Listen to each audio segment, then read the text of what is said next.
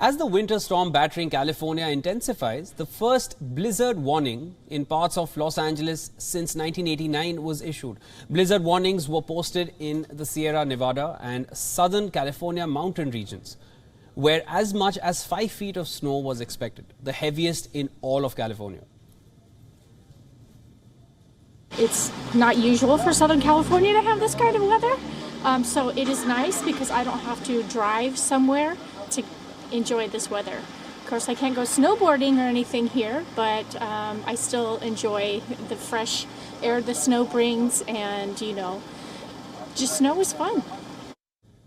Major roads were closed as ice and snow made them hard to travel on, including sections of the main north-south highway that connects Mexico, California, the Pacific Northwest and Canada, with no clarity from authorities about when they would reopen.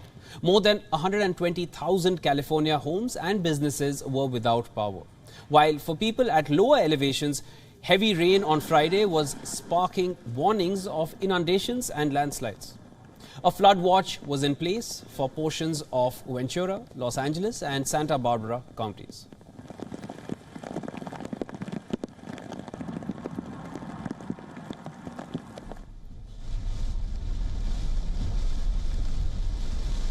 Even before the latest storm, much of California had experienced an unusually rainy and chilly winter, starting with a spate of deadly atmospheric river storms that unleashed widespread flooding, felled trees and triggered mudslides in a state long plagued by drought and wildfires.